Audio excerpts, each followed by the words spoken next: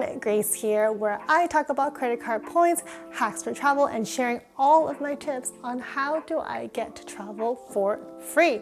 So if you're new here, please do hit the subscribe button down below to get more videos like this recommended to you. Because you know I'm a huge fan of credit card points, and probably also why you're here to learn more about it.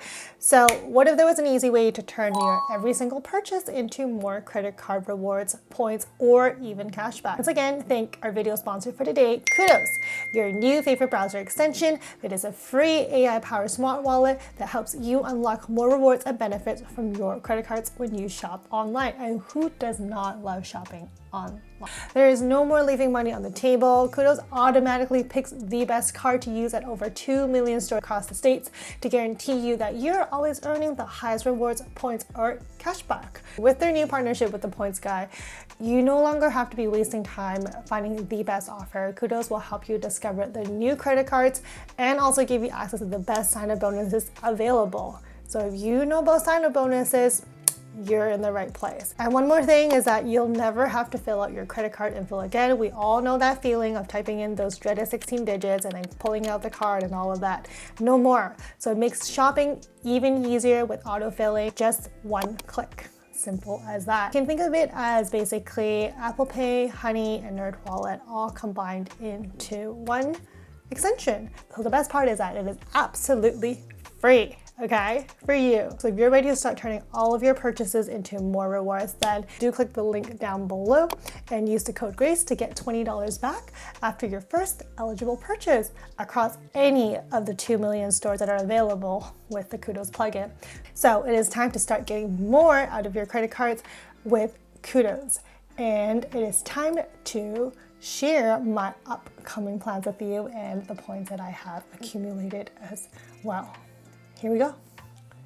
So I know that so many of you are interested in going to Japan, and of course you know how expensive it is to fly there. However, if you are in the States, lucky you, because the exchange rate is in your advantage. Go shopping, go eat, you know, have at it. But for all the rest of us who may not have that advantage, booking a trip to Japan is actually quite a big commitment in terms of time and also for cost. So today I'm going to be sharing with you, I'm going to be very transparent with the number of points that I redeemed to get my flights there and also the hotels as well, and basically how many points I have left after all of this travel. So if you're also a fan of traveling as well, be sure to hit subscribe down below so that you get more notifications for content like this that you're watching, so that you can also travel for free down the road. So let's talk about flights first. Alright, so if you are also in those Facebook groups where they are sharing like, oh, you can get a business class ticket for like 65,000 points and all of that, well, I like to get them too, but it is actually a lot harder, not because of the availability, but just because you do have to be on the search every single day in order to get them, and I honestly don't have the patience for that. So actually for my flight this time around, I actually booked a premium economy flight from Vancouver to Tokyo for 44,000 points per person. So I feel like it's actually not that bad, 44,000 points. So this was a direct flight on Air Canada, which is decent, but honestly I really wanted ANA. And here's the thing, I got super lucky because the flight suddenly got rescheduled, where I was able to then be able to reschedule my flight on ANA. Can you believe it? So I actually was able to book a 44,000 points in premium economy direct flight on ANA instead of Air Canada. I'm so excited for that trip. So now that I got that flight out of the way, which is the one-way trip for both of us, the next trip is the flight back, okay? And that one there, it is extremely expensive, because I don't know why, it's just so expensive to go from Tokyo back to Vancouver. We booked a flight back, one-way economy, for about 70,000 points per person, okay? Normally these flights only go for like maybe 40-ish thousand one way for economy, but this time it was doubled. But honestly, I am very risk adverse. So for me to really take the risk, it wasn't there for me.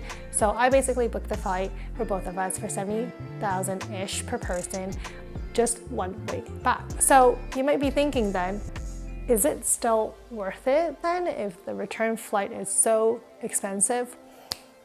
Well, it actually still is, because I was looking up the flights, the exact flight to go from Vancouver to Tokyo on a premium economy flight one way. It actually costs around $3,500 per person just to fly there one way, and then coming back is another $1,000 to fly direct back. So all in all, I do think that even though the total of it came to about 220,000, I do still feel like it was actually really worth it, just given the base price of the ticket was actually so much higher as well. So because we have limited PTO, so paid time off, that it was really hard for us to actually catch a connecting flight to get there.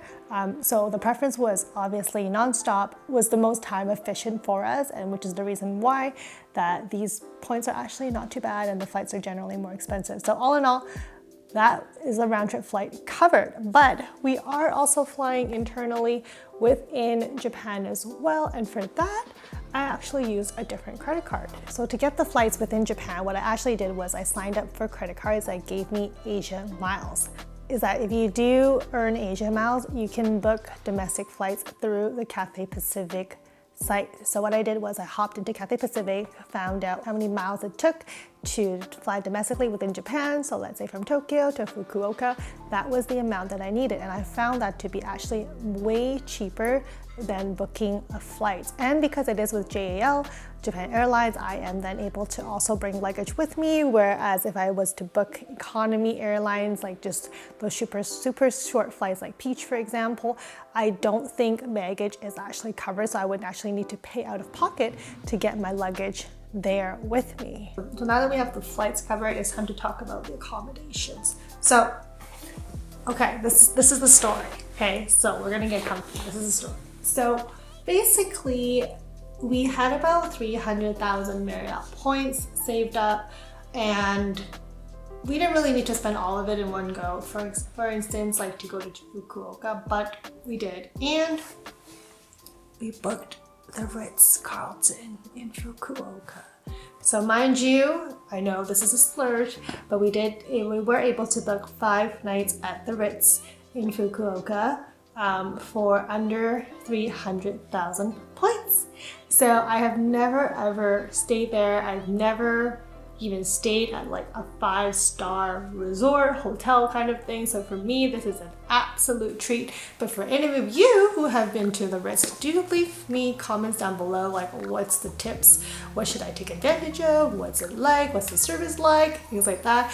I'll probably do a video, a room tour on the Ritz as well. So if that's something you're interested in, do hit subscribe down below so that you can follow along on my little vlog update later on in Fukuoka. But we did splurge on that, okay? So what does that leave us now in terms of points of Marriott? 0 points, okay? And I do want to share the reality of is that these points do expire, you know, like all of us on here on YouTube make it seem like we have infinite points and that we're able to travel a lot with these points, but the reality is like points do run out, right? And for me, the points have actually run out. So the next phase of my credit card journey is to really understand like what do I want? What am I looking for? Is it cashback? Is it flights? Is it accommodations? Will I be traveling in the next few years? What does that life look like? And then 2, how do I get there, right? So I think before any of us tries to get a credit card and like, oh, I just want to rack up so many points and all of that. No, just like pause and take a moment and really understand like what is it that you're looking for, understand that goal, and then figure out your game plan on how to get these points. And maybe it'll take a year, maybe it'll take 3 years, right? It's really up to the individual and you to figure out what that path looks like. So a common question that I do get asked is, how do you have so many points? Like, how do you do this, right? Well, the answer is 1, get a partner.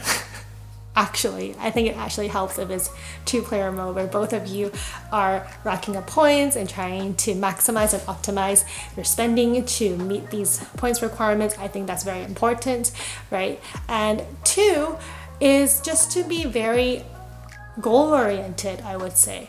You know, understand what is it that you need so that in the right moment you're using the right card. I think it's also super helpful. Someone did mention like, oh, am I just racking up bonus points on bonus points on bonus points? The answer is no. I do, as most of you know who have been on my channel, I've had my Marriott Bonvoy Amex, which I absolutely love, for the past 3-4 years, and I've never ever canceled that card, and that card is still going so strong for me. So it takes a combination of understanding which card yields the most points, so is it 2 times, 3 times, 4 times, 5 times, which card is it for which category, and being able to foster a habit where when you're at that moment to present your card, you know, okay, this is the card that I need to use. So I think a lot of that really does factor into how many points you can collect. It's not just about getting the card and that's it. It's really knowing when to use which card to get the most points. So thank you so much for watching today's video. Hopefully you learned a little bit more and got into a sneak peek of actually how many points it takes to travel to Japan. And with that said though, thank you so much for watching, and we will see you all in the next one. I very promise that I hope I can do a weekly upload. And we will see you all in the next one, and have a great weekend. If you're watching this on a Saturday, Sunday, Monday, no, Saturday, Sunday. Bye!